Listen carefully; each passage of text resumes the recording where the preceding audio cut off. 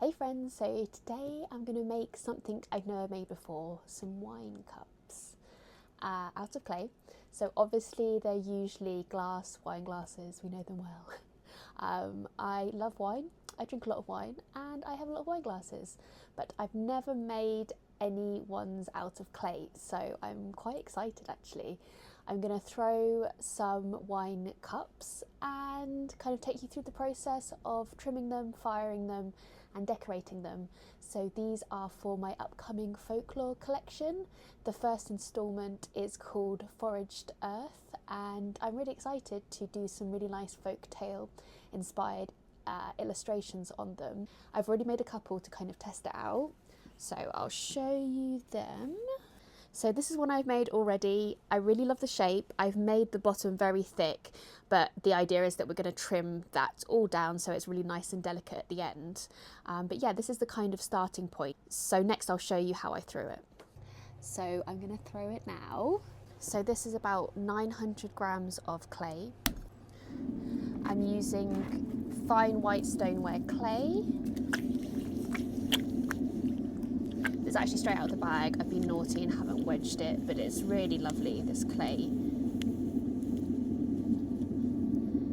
And is at a really nice consistency. So I'm just going to centre it and cone it up and down as normal.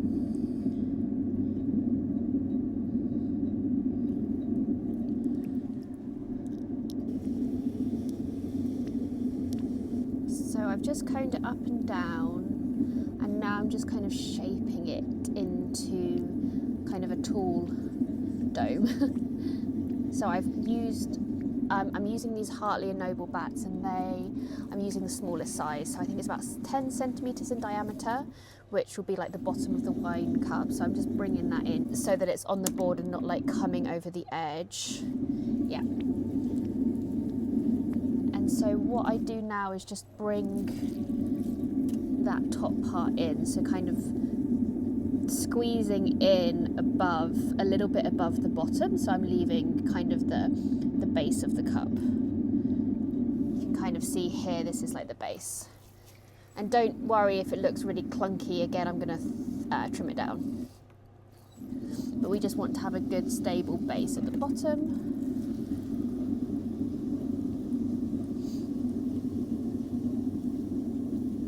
So just bringing that in a little bit more and then just pushing the sides a tad just to make sure it's in the back. Yeah, I think that's good. So I'm just squeezing that up, leaving a lot of clay at the top to form the cup. And then now I'm just going to push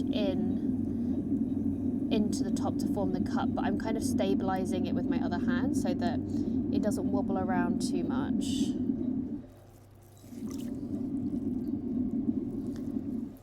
Yeah, and now just kind of shaping that cup by pulling up the walls.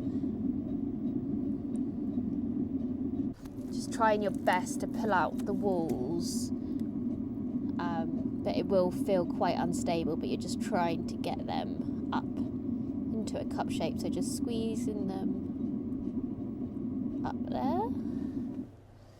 It's looking, if it does go a bit wobbly, you can just recenter it with your hands and hopefully it will stay more or less in the middle. And now I'm just making that cup part a bit taller and thinner.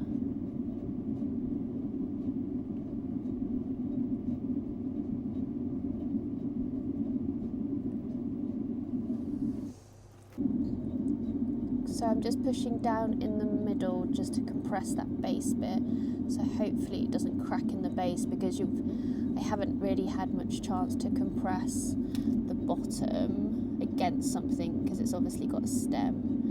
So just trying my best to compress at the base of the cup so it doesn't crack, just recentering it a little bit, it's gone wonky. So just bowling out that bottom part.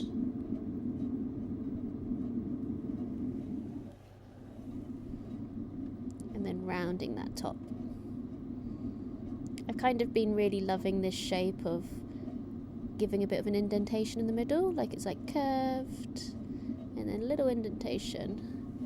I think it's going to be really nice for like doing my Sgraffito design, so I have some like lines to follow and make patterns on. Sometimes it helps to break up the like blank canvas, and then just removing all of that slip. Okay, I'm going to take this off and let it dry overnight, and I'll come back and trim it tomorrow. So these are the 3 I've made.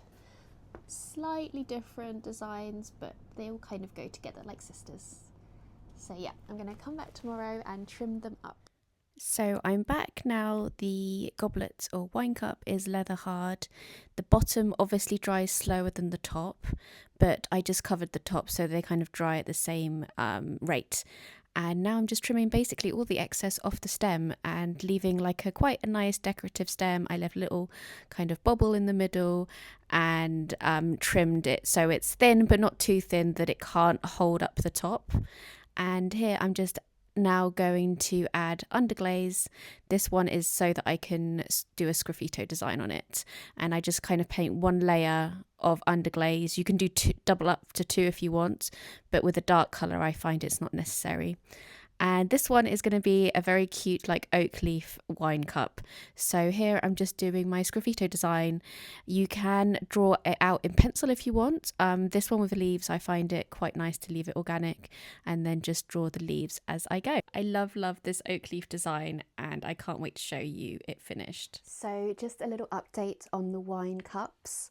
One is still, one didn't make it in the kiln. It was a little bit too wet, so I was scared to like kind of push it. So I didn't want it to explode because they are quite thick. But one has come out the kiln. So this is the tulip one I did. And I love the glaze. So if you can see, like the glaze has run down and run into the carving. I have a few clips on how I glazed this, so I'll pop those in. But yeah, I love the glaze colour, and it's gone inside as well. This one actually I glazed in a matte clear glaze on top. I didn't do the gloss clear glaze, which I did for my test. So the colour has actually turned out a little bit different. So you can see here it's like a dark red, whereas actually it's kind of come out quite purple in the cup, but I quite like it still. And it really marries like with the glaze. So yeah, I'm quite happy with that. And I just wanted to show you some I'm carving out of some black clay. So here I've got some that I've made from black clay, which I really like too. So again, I've done tulips and then daffodils on this one. So for the black clay, I don't really like the glaze on top of the clay. The blackness of the clay gets like a bit too brown when you put glaze on top, I've found. So what I'm going to do is actually just glaze like the white bits, and then that means I can then put some luster on top of the glaze, whereas I couldn't do it if I didn't glaze it at all. And because I have some daffodils, I think some gold luster to get the yellow of the daffodils will look really pretty. So I wanted to show you the wine cups. They're out of the kiln and they look really cute. So this is the tulip one I did. I might have already shown you this one. This is like the first one that came out the kiln. And to match is this little oak leaf one. So yeah, I'm really happy with them. So like an orangey glaze inside and then some green oak leaves. And I also have a black clay one. So this one is daffodils. And I've left this one unglazed, glazed the inside and the top with yellow, and then if you can see I've also done some gold luster. So this is just to show you a little bit better the tulip one, and this one has some gold luster. Just because I thought it looked a little bit flat because I didn't glaze the bottom, I kind of wanted to highlight like what would have been the yellow of the daffodils with some gold luster. And then this one, I really love the green, like these two together, really pretty, so cute. So yeah, I definitely think I'll make some more of these. Unfortunately, the one that was matched with this just got knocked and broke, so I only have one of the black clay, but yeah, they look so cute.